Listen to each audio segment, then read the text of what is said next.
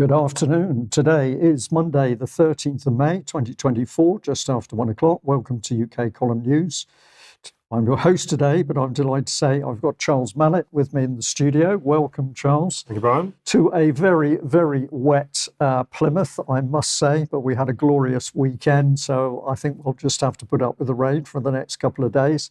We've also got Mark Anderson with us from the States, and we're hoping very much to have Diane, Rasmussen, McAdie on with us to give a little report. She had an interview with Scottish TV this morning, but we're not sure whether she's able to join us or not, so we'll see when the time comes. Well, we're going to kick off with matters to do with Ukraine, and Charles, amazing things happening over the last couple of the days because the Russians have opened up a new front in the Kharkiv direction. Whether this is to produce a buffer zone to stop the repeated attacks on the Belgorod area, or it is the start of a bigger campaign into the northern region of Ukraine, I'm not sure. But what is interesting is how things are being reported across the board by Ministry of Defence in UK. That's it, Brian. Good afternoon, all. Yes, so what we'll do is have a look at the intelligence picture, or at least the way that the Ministry of Defence is casting the intelligence picture. So they put out regular updates from Defence Intelligence. And as a sort of small case study, we'll just look at the update from today, in which they concentrate on Russia's use of light vehicles. Effectively, the inference the reader is supposed to draw is that there aren't enough armoured vehicles left, and therefore that the Russians have had to resort to desperate measures, and that the Ukrainian FPV drones have already demonstrated their ability to effectively target such light vehicles. So the question is this really intelligence, or is it something else? It's something else that forms part of the information war. And we'll look further at the intelligence update from the 10th of May, in which they report on the Russian Victory Day parade. And again, the question is this really intelligence? They talk about 61 military vehicles on display. There was an absence of heavy armoured vehicles or tracked military vehicles. The lone ceremonial Second World War era T-34 tank starting the parade was the sole main battle tank present. This contrasts with the 2020 Moscow parade, which included 20 main battle tanks. Well, I'm sure anyone who's been following any form of news, but particularly the UK column, will have a fairly good idea as to why 20 main battle tanks might not have been deployed on such a parade. But of course, the Defence Intelligence are saying that the significant losses of Russian personnel and equipment as a result of the Ukraine war, there was no opportunity for Russia to use the parades to demonstrate military strength. Again, I would question as to whether that is intelligence. Further, we look at the battlefield situation, or at least how it's being cast. And is this really objective intelligence?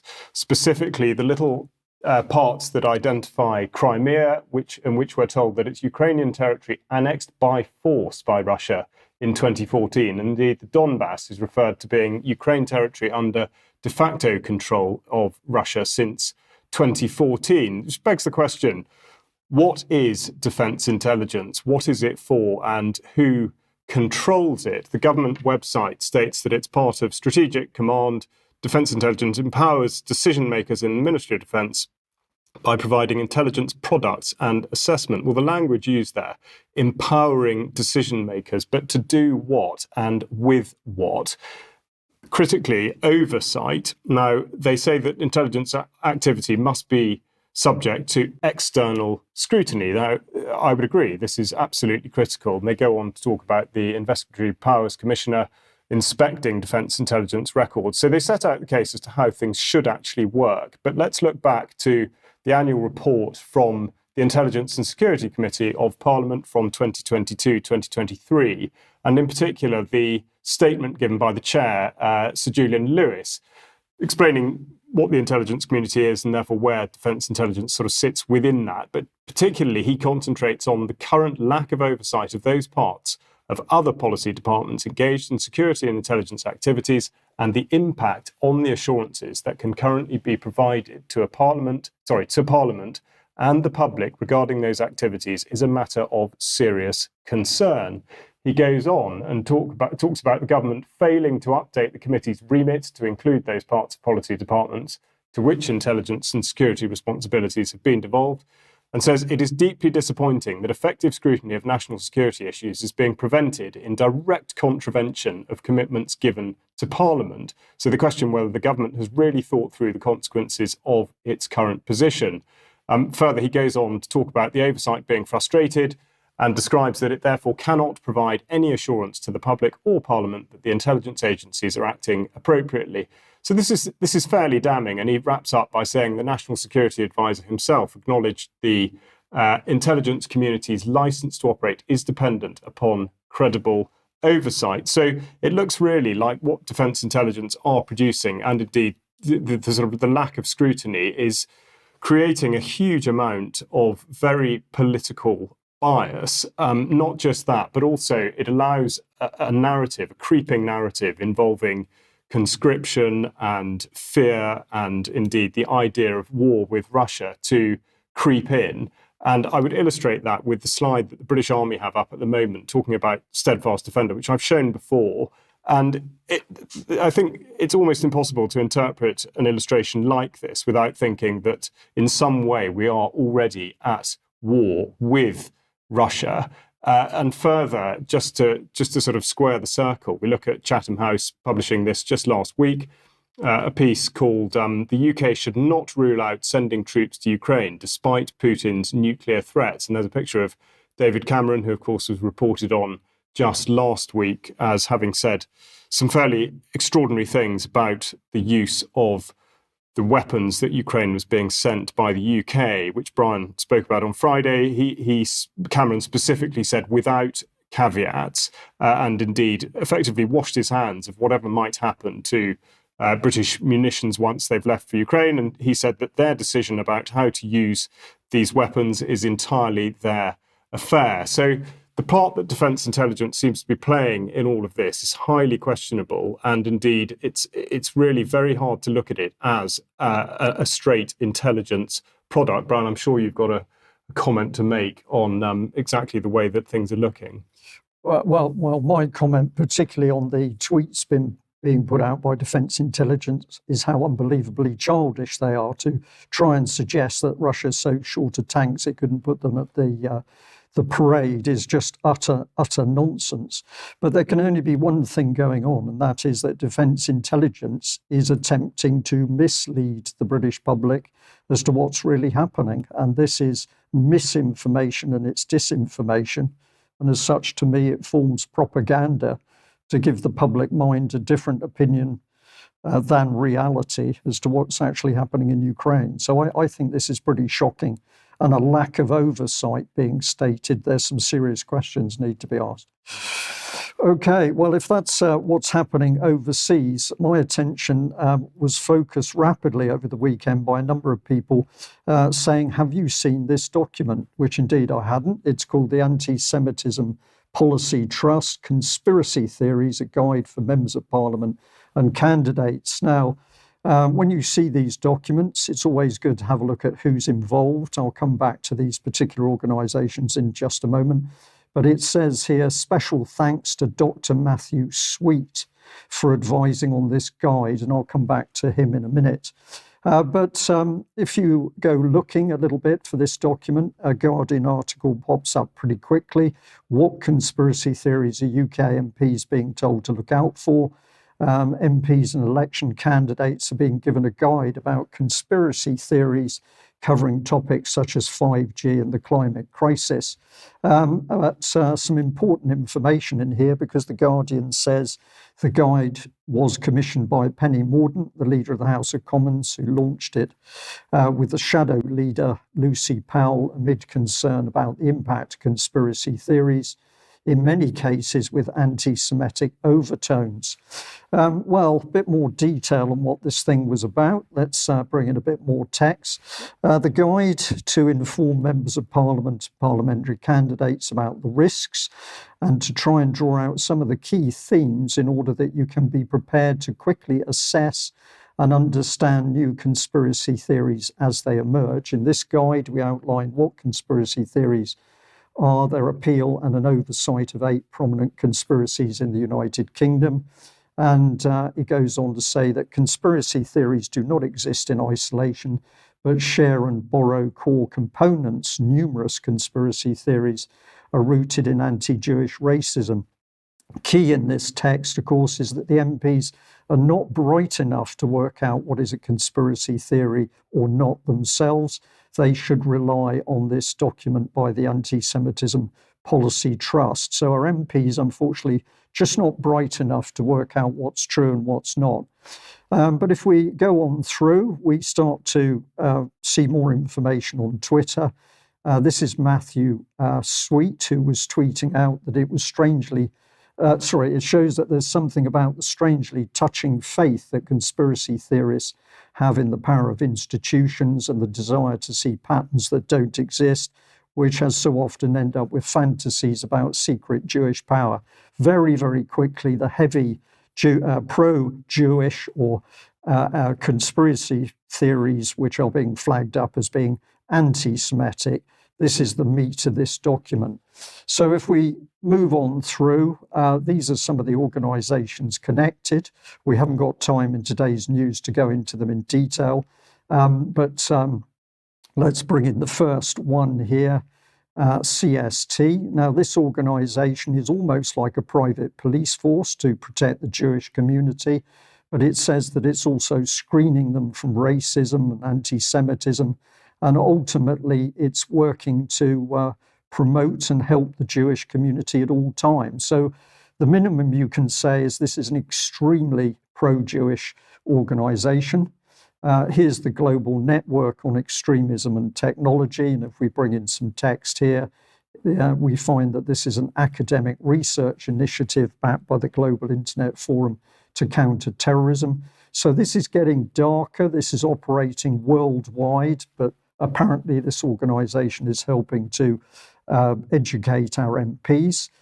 Here's Tel Mama. Now this one is supposedly protecting the Islamic community from anti-Islam comments and racism.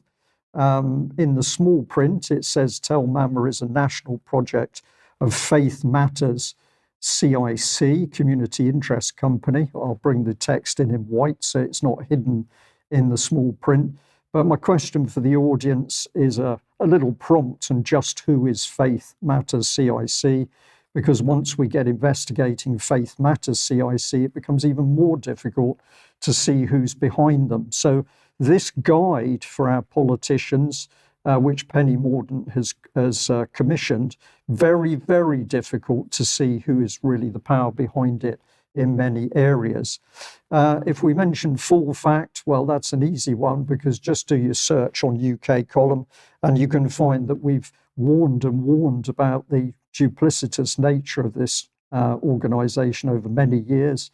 One article, Full Fact equals Faux Fact, but have a look on UK column and you can see some of our concerns and warnings. But a big thank you to Mike Robinson, who was away speaking at the weekend about the clampdown on free speech.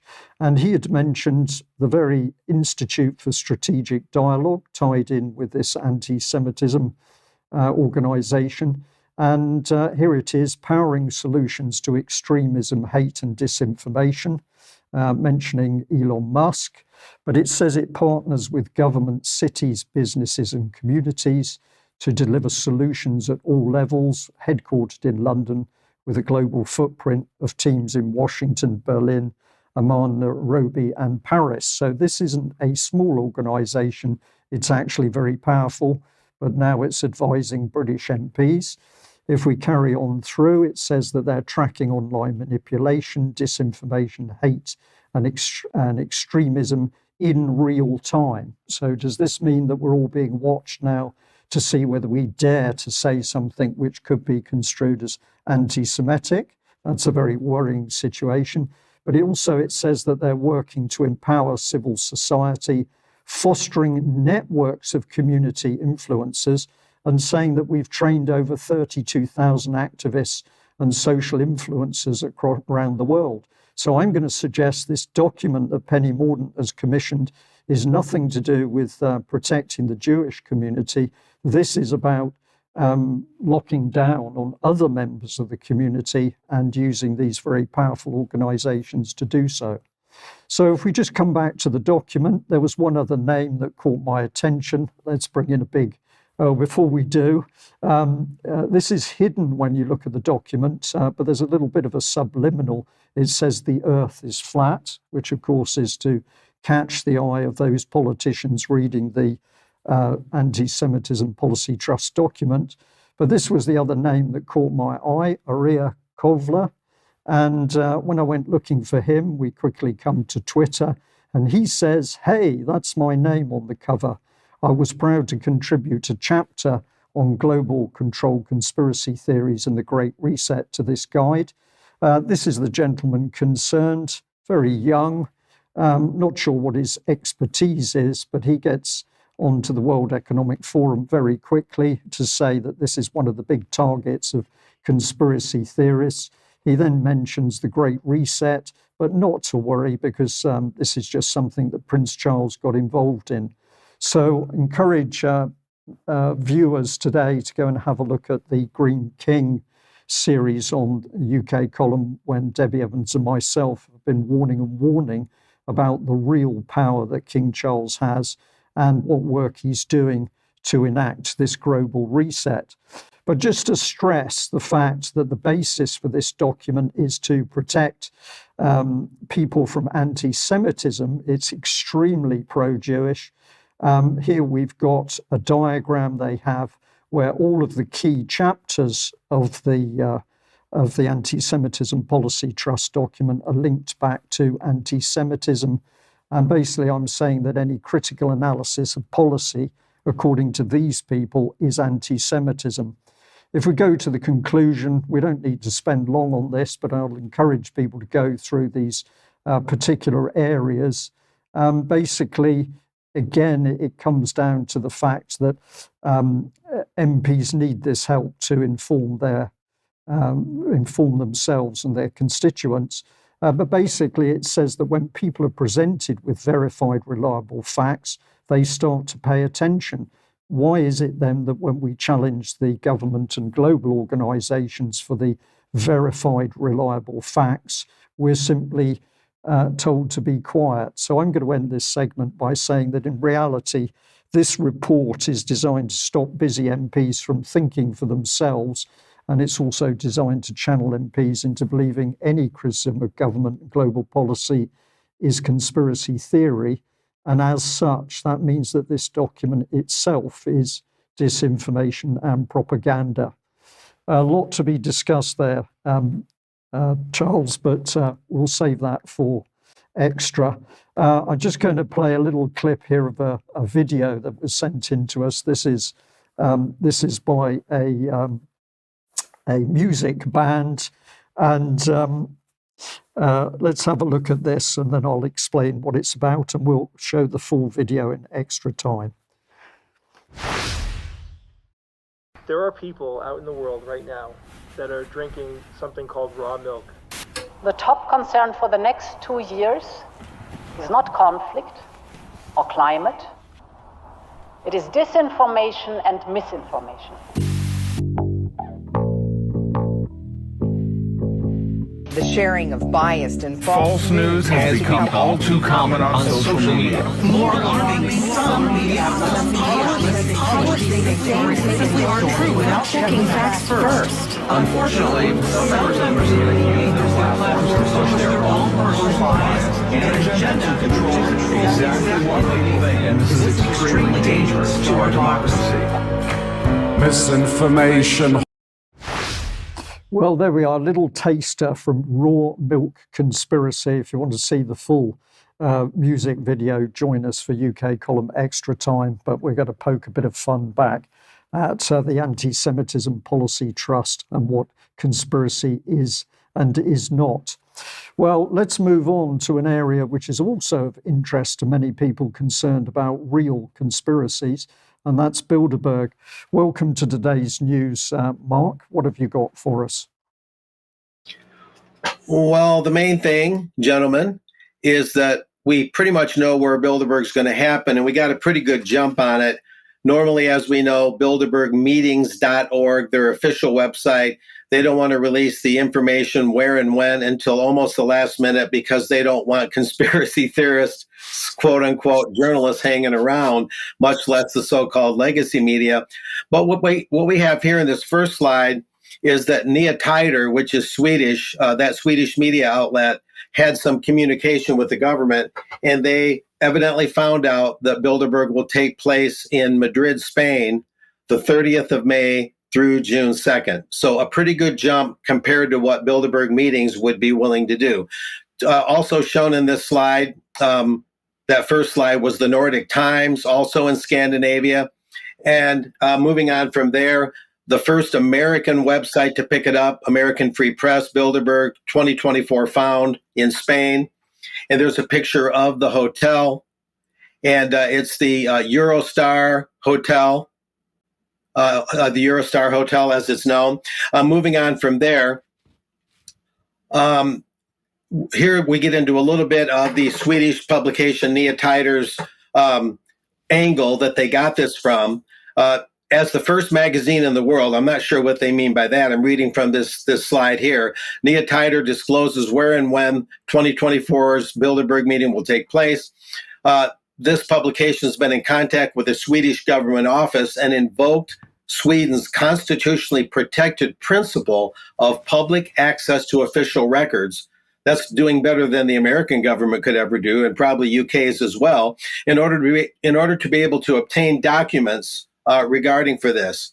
Let's not go too fast on the one slide to another. Anyway, there's been correspondence, and Nya Tider was in touch with a secretary to a EU minister named Angela. Thanks for the call earlier. As I mentioned, it concerns the minister's availability to attend the Bilderberg meetings in Madrid on May 30 until June 2nd, et cetera, et cetera. Moving on from there. Anyway, the invitation to Bilderberg came from Sarah Nyman at Investor AB, the mighty Swedish business family Wallenberg's investment company. The email reveals a startling fact. Sarah Nyman, who invited the minister, the Swedish minister, in fact, has no position within the Bilderberg Group. Instead, she's employed at Investor AB as executive assistant to Marcus Wallenberg, which in practice means that she is the closest secretary to that Swedish business magnate. It is also from an email address at Investor AB that she contacts the Swedish Cabinet Committee. Moving from there, here's a little bit about Mr. Wallenberg himself, vice chairman at Investor AB, the Wallenberg Spheres investment company through which it owns large shares and thus gains decisive influence in large Swedish and international companies. For example, Investor AB is the largest shareholder in the bank SEB, where Marcus Wallenberg is chairman of the board of directors. He's also notably, of course, a member of the Bilderberg Group's exclusive steering committee, which is between 30 and 40 members, which is responsible for who comes and where they're going to meet, financing, what they're going to talk about. The fact that his secretary, Wallenberg's secretary, is now inviting the EU minister indicates that it's Mr. Wallenberg who's really in charge of which Swedish ministers come. That's the Nya Tider's outlook or opinion on what's happening.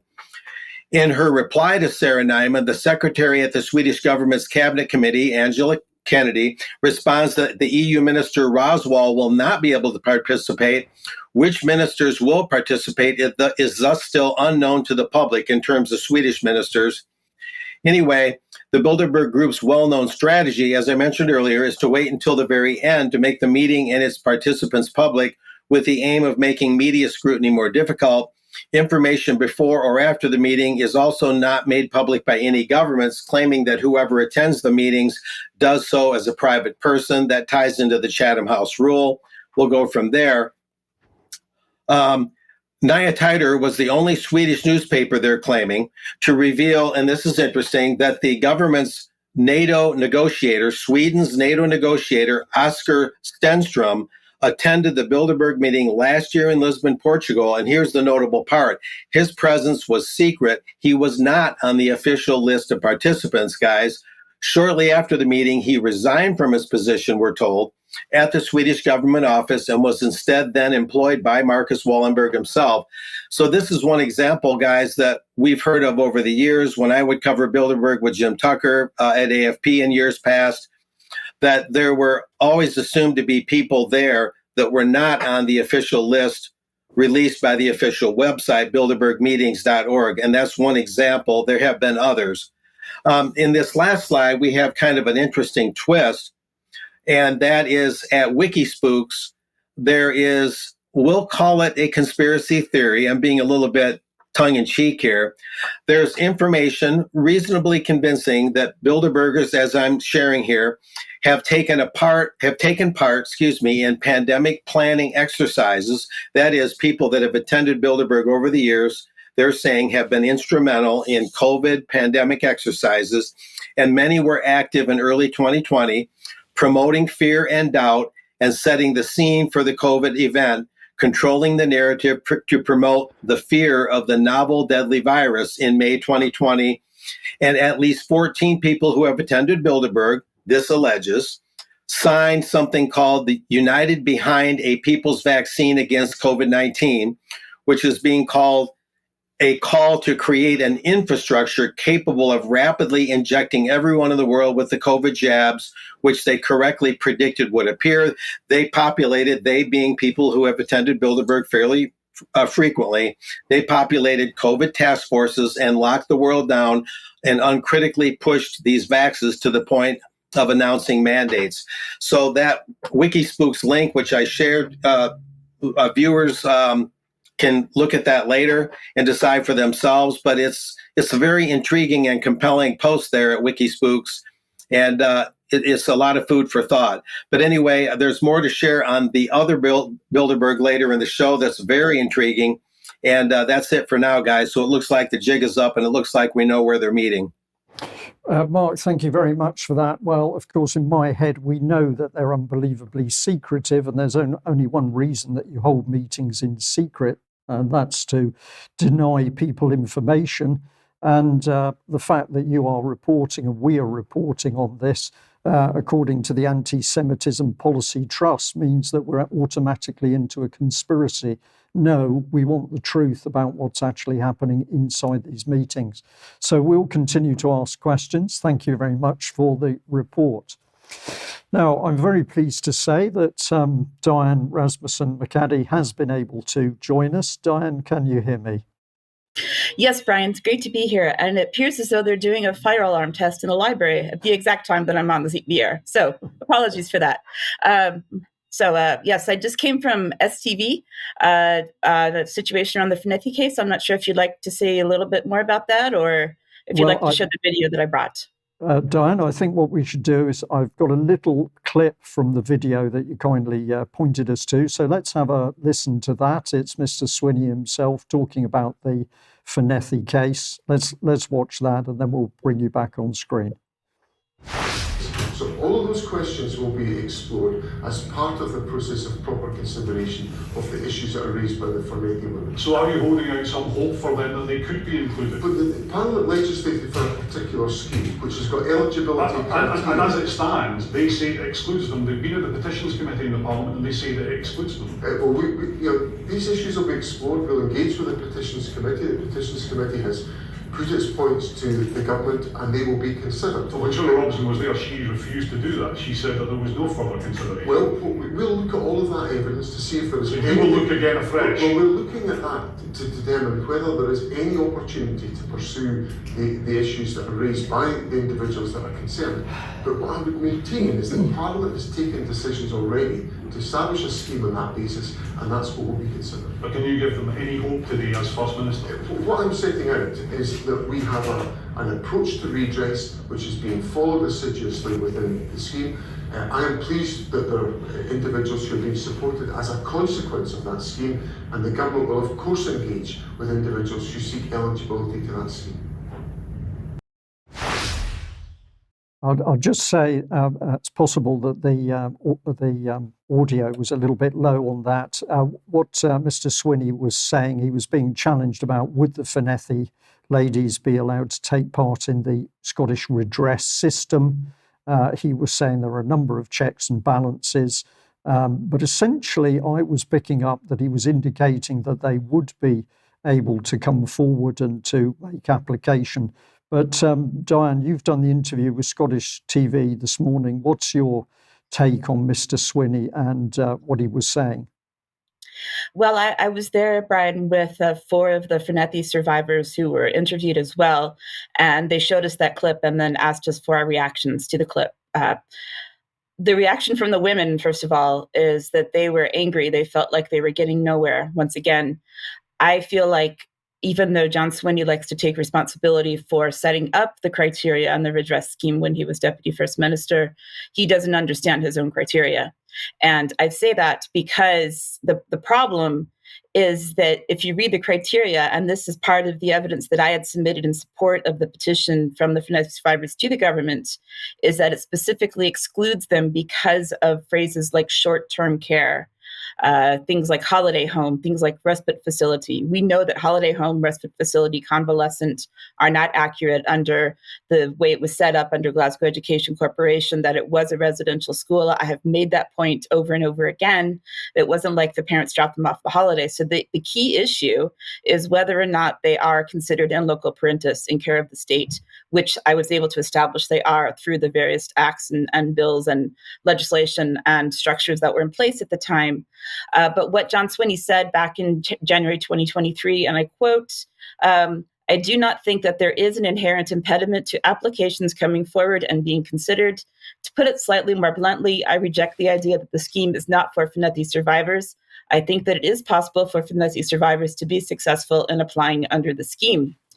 So my concern is that he doesn't understand his own criteria, and he seems to be backpedaling just a bit from what he was saying back in January of 2023, Brian.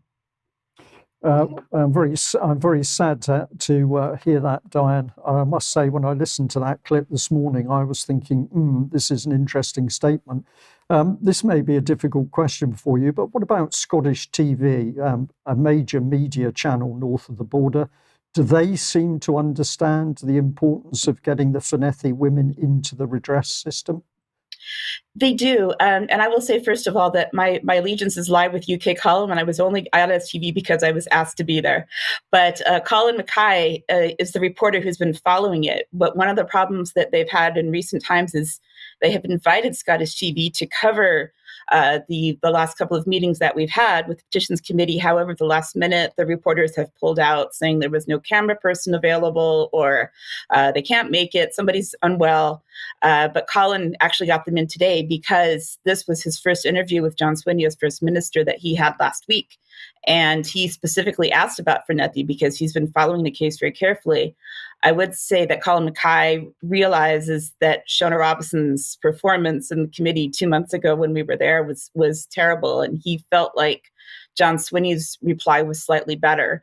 But I also don't see the strength that we saw in him when he was in Deputy First Minister. I'm wondering if the pressure is on him a bit now that he is the boss and he has to make a decision one way or the other what to do with potentially thousands of abused women that went to Fornethy. Diane, very good point. We could just say, is he the boss? And are there other people behind the scenes who are powerful enough to pull strings on Mr. Swinney himself? Who knows? But we'll watch this with interest. I'm going to say thank you very much for the report. And of course, we will stay supporting the Fornethy women and doing everything we can. And I know that you're busy with more research into the archives. So thank you very much for joining us, and we will have you back again. Well, where does that take us? It takes us on to UK column itself, and we say to our audience, if you're watching us wherever you are, UK or overseas, please do join us and support us and take out a monthly subscription, because we can only do what we do with your financial support, and we are very grateful to the people who support us on a monthly basis, because you've enabled us to be what we are. We would like to expand and cover more, as many people are asking us to cover more subjects. The information we put out is there to be shared. Please do mention UK Column when that material goes out. And we'll just say that if you haven't made a purchase from UK Column shop, go online and have a look at the shop to see whether there's something that attracts you, because all of this helps us. Now, tomorrow at 1 p.m, we've got Alex Thompson's interview with Yuri Roska. He was a Moldovan politician who served as Deputy Prime Minister of Moldova in 2009. And I'm sure this will be an extremely interesting interview with him and Alex Thompson. So tune in at 1 o'clock tomorrow for that. And the next one I can call on screen is a UK Column event, Sunday, May the 19th at 1 o'clock to 3 p.m. And that's from national security to biosecurity, global power dynamics and the erosion of freedom in the 21st century. And this is a symposium in honour of the late Graham McQueen, author of the 2001 Anthrax Deception, the Case for a Domestic Conspiracy. Oh my goodness, there's that word again. And we've got Madhava Sethi, MD, and Meryl Nass, MD, both of whom have made comments, common challenges facing freedom movements, observations from an engineer and anesthesiologist, if I pronounce that one correctly. That's Madhava Sethi, and biowarfare, biosecurity, and the WHO pandemic preparedness agenda is Meryl Nass. So do tune in to see that. Okay, well, where does that take us? I think this brings us back to you, Charles, and you're on the subject of water. Indeed, water. We've spoken a lot about food and the probable scarcity of it towards the end of this year on various UK Column broadcasts recently. We've not spoken too much about water, but we start with a publication or an announcement from the OEP, the Office for Environmental Protection, which appears to be rather mundane in that it concerns regulations, but they say that they find it deeply concerning that there are issues with how the laws in place to protect England's rivers, lakes and coastal waters are being put into practice. This comes from a recent review of implementation of the Water Framework Directive, regulations and river basin management planning in England. Now, I would caution against taking this at face value, but I will nonetheless read from the executive summary. They say that the government is not on track to meet the environmental objectives it has set under the regulations, where they're concerned about the environmental objectives with a 2027 deadline, so there's a sense of urgency there. The measures in place and planned and the funds committed are not yet close to being enough to meet these outcomes for most water bodies.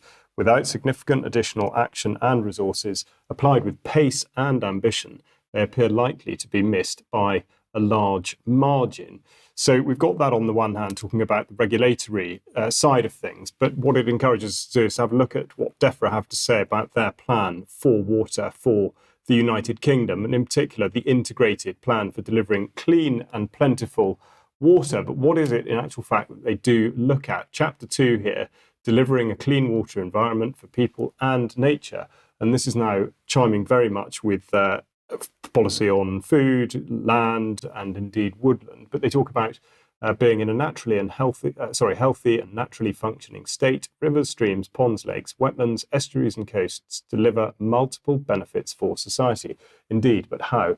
These benefits include flood risk management, carbon sequestration, clean water, and drought resilience. Access to blue spaces can also boost health and well-being.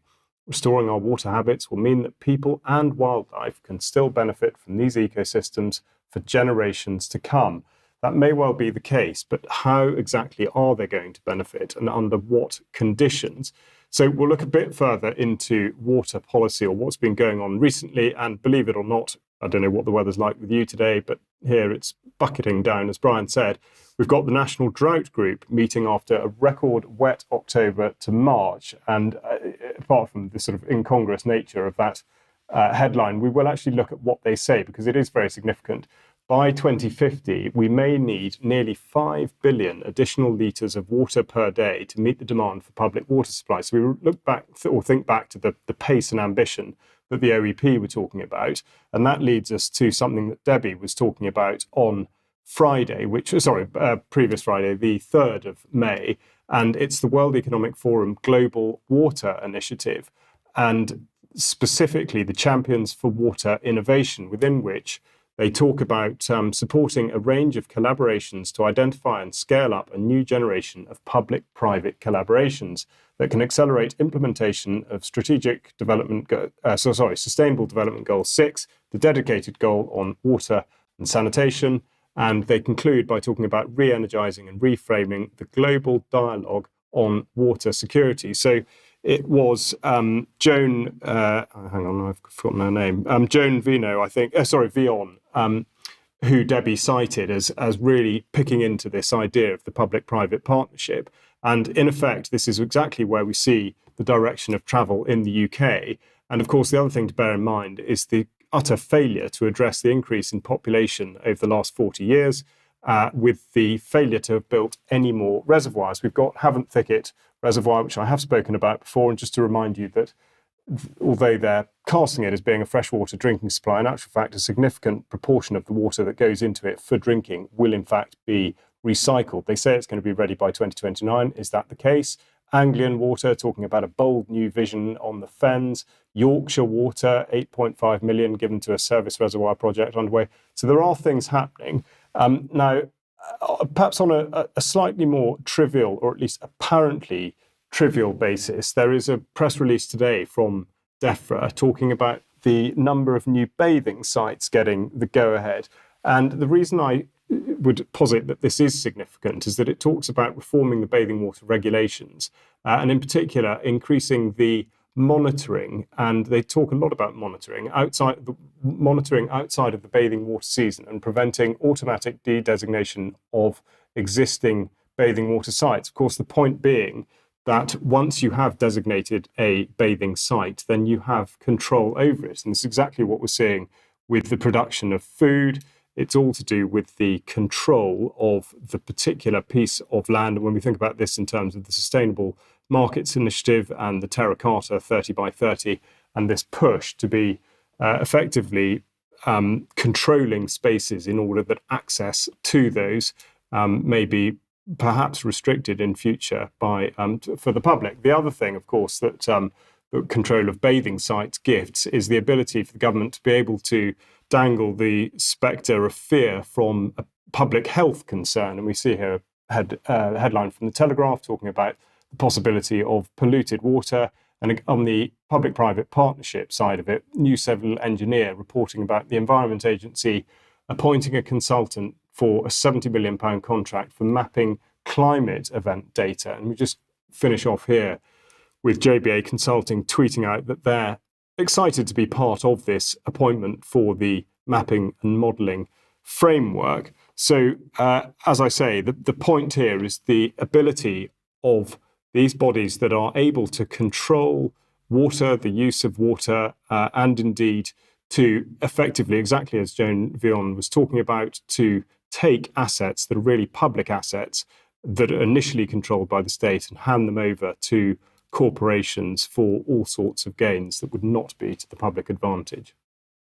And no conspiracy there. Absolute fact in what you're reporting, Charles, which is an important thing, I think, to stress today. Okay, thank you very much for that. Now, where does that bring us? I think that's back on to Mark Anderson, who's going to bring us up to date with the latest from the World Health Organization, another organization seeking control. What's important, gentlemen and listeners in UK column land, is that the May 10 deadline was reached. Governments agree in this WHO press release I'm reading from, governments agree to continue their steady progress on proposed pandemic agreement ahead of the World Health Assembly. And it's dated May 10th, and that was the last official day of the intergovernmental negotiating body that was created a couple years ago or so to negotiate this treaty. And the treaty is now being called a treaty most of the time by the World Health Organization. I need that previous slide up still with the headline, if I may. Anyway, just a little bit of this. Governments of the world today agreed to continue working on a proposed pandemic agreement. They use the word agreement and treaty interchangeably, and to further refine the draft ahead of the 77th World Health Assembly that starts May 27 and ends June 2nd. almost in line with Bilderberg, which is May 30 through June 2nd. Governments meeting at the WHO headquarters in Geneva agreed to resume hybrid and in-person discussion over the coming weeks to advance work on critical issues, including around a proposed new global system for pathogen access and benefit sharing, that is, life-saving vaccines, quote unquote, treatments and diagnostic, pandemic prevention, and of course, the One Health philosophy, which looks at humans and animals and plant life on the same level and same value judgments, and the financial coordination that's needed. So what it means, though, is the INB stopped their official negotiating on May 10th, as promised, and now they're really just going to resume at the World Health Assembly itself, as is being indicated, at least by all indications. Now, there's a couple of quick quotes in this brief report. This is from a May 3rd press conference that I covered.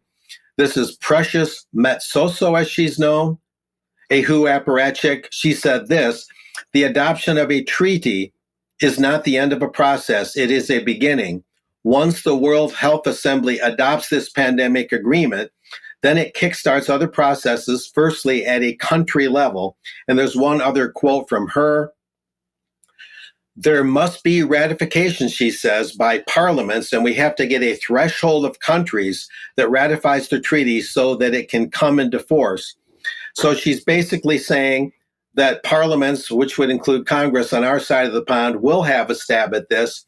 The noted WHO watchdog James Roguski, jamesroguski.substack.com, he has some doubts about the veracity of that. He thinks they're being a little disingenuous and just telling people what they want to hear, and that they'll take a largely executive approach to this and not let the elected people in parliaments and Congress have much, if any, say.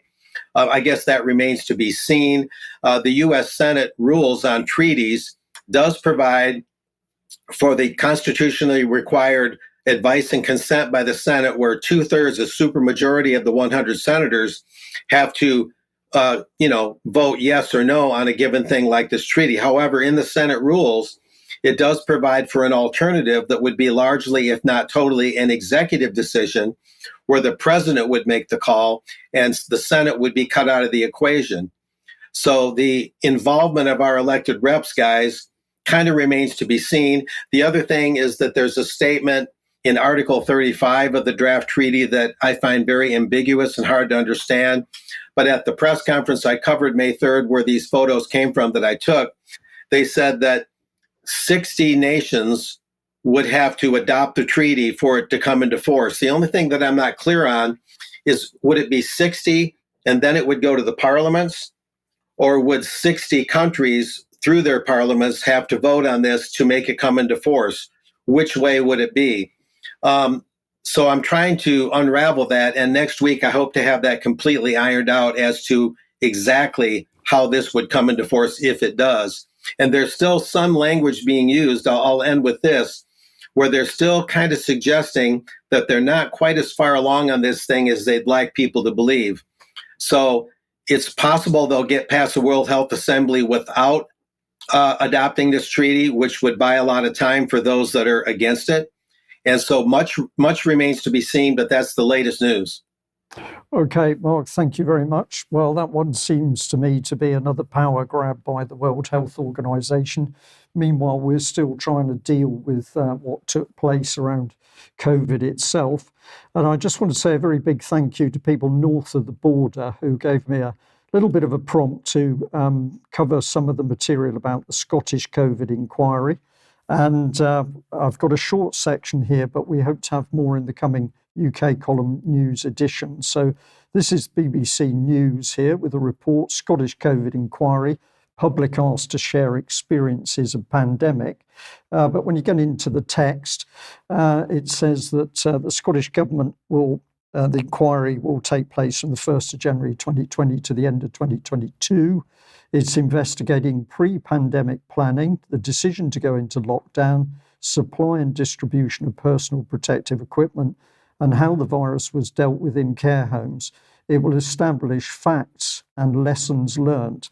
So nobody is going to be brought to book for this. It's all lessons learned. Let's just have a look at a very short clip showing how this inquiry is conducted, and a young lady speaking about how she was adversely affected during the COVID-19 period. Now, good morning, Miss Barami. Good morning, my lord. Our next witness is Kate Stott, and her witness statement reference for the record is SCI WT 0397-501. Good morning, Miss Stott. Good morning. Right, Miss Barami's got some questions for you, and we'll just start when she's ready. Thank you, my lord. Good morning, Miss Stott. Good morning. So starting with your background briefly, you had a few health issues as a child which resolved by adulthood. And as an adult, you began experiencing Crohn's disease, and alongside that, you have annual bouts of strep throat, alongside reactive arthritis and weakness in your legs. Is that correct? Correct, yes. Thank you. I would just say it's tragic what people experience during the COVID-19 period. And I think it's interesting how few people there are in that room, Charles. When I look at it, we've got a TV screen, and a man who's not even present, he's on a TV screen. 1 or 2 people in the room, but so many people adversely affected. So I found that very sad. If you want to see more information on, sorry, just pop back here. If you want to see more reliable information on what actually took place with COVID-19 north of the border, there's a very good Substack here, the Biology Phenom Substack. And I was kindly sent a couple of reports by Moira Dundee. So we've got Scottish COVID-19 inquiry, impact hearing, health and social care. And there are a number of people who spoke out about really tragic events around what happened to family members and loved ones.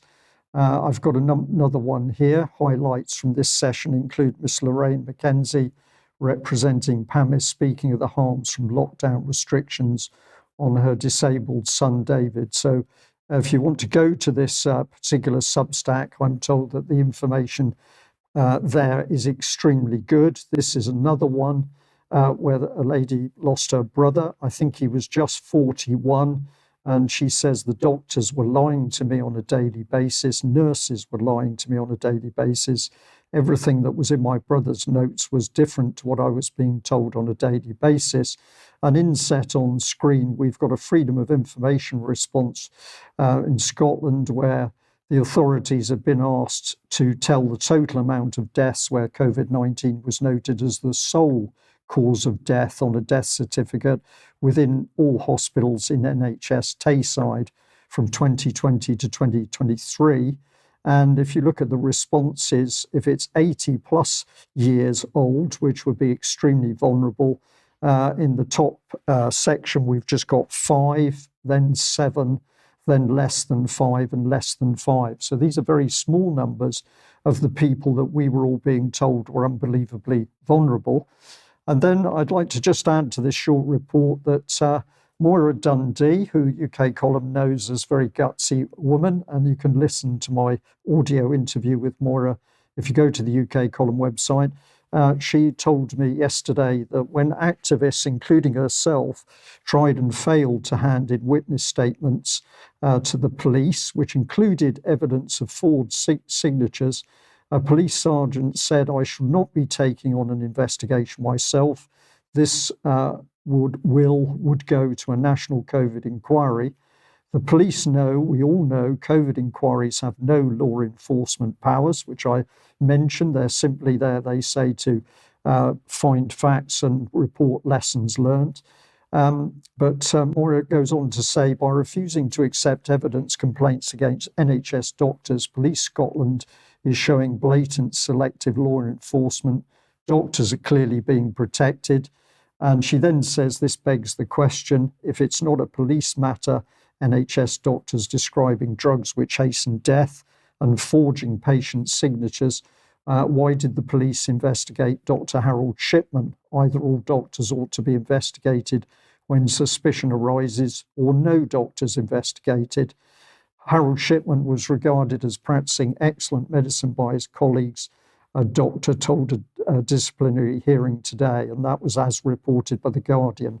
So I'm going to say a big thank you to Maura Dundee for that little report. UK column will do more on what's been happening north of the border in due course, but do have a look at that Substack. And where does that bring us? Back to yourself, I think, is it? It does, and to space, which you may or may not have detected, has received an awful lot of sort of press coverage, government announcements. There's great sort of generation of enthusiasm about all things concerning space. And the somewhat surprising headline from Vatican News just last week that the head of NASA, Bill Nelson, on the Vatican Observatory's work to explore the heavens, and this is reinforced by the NASA website itself. He's off to Italy, Vatican, and Saudi Arabia. And here we are. We see the Vatican Observatory website talking about faith-inspiring science, which might ask one or two questions about the beliefs of the Catholic Church. We won't get bogged down in that. But however, what it does seem to obscure and obfuscate is what's been happening at the United Nations. And on the 24th of April, the announcement that the Security Council failed to adopt a first ever resolution on arms race in outer space due to negative vote by Russian Federation. So, of course, the UN, presumably supposed to be impartial in these matters, very much blaming Russia. But what they do at least have the grace to do is report what the Russian representative said, which is that the council is involved in a dirty spectacle prepared by the US and Japan. He described it as a cynical ploy. We are being tricked. And critically here, he recalls that the ban on placing weapons of mass destruction in outer space is already enshrined in the 1967 Outer Space Treaty.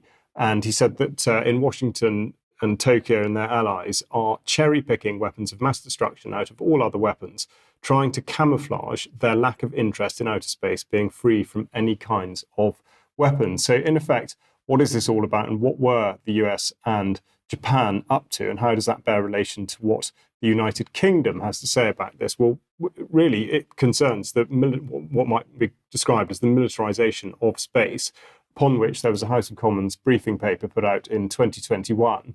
And within that, there is the statement, of course, that in the last few years, there's been considerable investment by several states, most notably Russia and China, in offensive counter-space capabilities that potentially threaten the use of space by UK and its allies.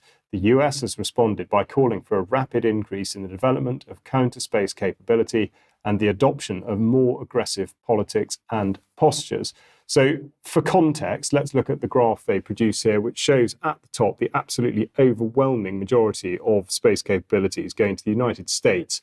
And in particular, on the right, the lighter green colour, government or military. China, again, has a similar amount of government or military, but those two dwarf absolutely all the other nations, of course, including Russia, which is always blamed for everything at the moment. The United Kingdom, it's worth noting, has predominantly commercial satellites. But why is this relevant now? It's because that man, Elon Musk, who seems to be able to do absolutely everything all the time, is, of course, running his SpaceX projects, and in particular, the Starshield, which is described as being available or designed for consumer and commercial use, but it's also designed for government use with an initial focus on three areas, which are Earth observation, communications, and hosted payloads. Well, now, what exactly does that mean? Here we go. Starshield, described as supporting national security, but of course, Starshield is based on the Starlink capability, which ironically, when I took this screenshot, told us that it's currently experiencing degraded service. But nonetheless, it has high-speed internet around the world, or at least not quite. And when we consider the implications or ramifications of this and in effect, the privatization of war, this here's Starlink, and I've titled this Enabling the Right Kind of War, because of course, Starlink is not made available to either Russia, China, Belarus, Afghanistan, North Korea, Venezuela, Cuba, Syria, or Iran. So we're presented with a situation in which we see this, as described by the House of Commons, militarization of space, but certainly not a level playing field, and indeed one in which even the United Nations is beginning to meddle and exhibit a significant amount of partisanship. So To pardon the terrible pun, we will be watching this space. Thank you for that. Now we're coming close to the end of today's news, but Mark, just take us through the other Bilderberg. I can be brief. There's no reason to be too windy here.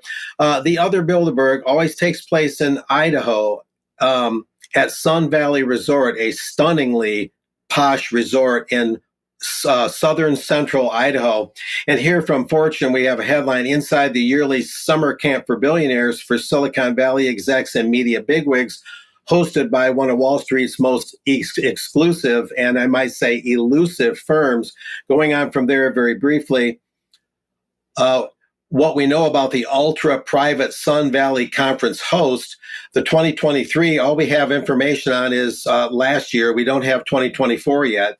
The 2023 Allen & Company Sun Valley Conference, dubbed the annual summer camp for billionaires, kicked off in the mountain resort of Sun Valley, Idaho, in exactly 2 weeks ahead of when this was written. So basically, it'll take place in mid-July in Idaho, and I'll have more on it later. Only a handful of photographers are allowed to attend. The media cannot be there, except I'll mention now, we'll skip this slide about the history of Allen & Company. We'll come back to that later, but they do have offices in New York City and London. I'll mention that. And Allen & Company is one of the most secretive financial firms I've come across, and they're the organizers of this conference. The important slide is the next one, and then we can wind up. And no, the one after that, I'm sorry. This one here, the firm, Allen & Company, is behind a number of significant deals, and these deals, according to the Observer, were largely either seeded or started or consummated at these annual conferences, which have been going on since about 1982 or so in Idaho. Disney's merger with ABC in 1996, Google's initial public offering in 2004, the $18 billion merger between Activision and Vivendi Games 2011, Twitter's IPO 2013, Jeff Bezos' purchase of the Washington Post, which is basically the CIA's own newspaper, tied to Bilderberg's founding, I might add, 2013, and Facebook's $19 billion purchase of WhatsApp in 2014.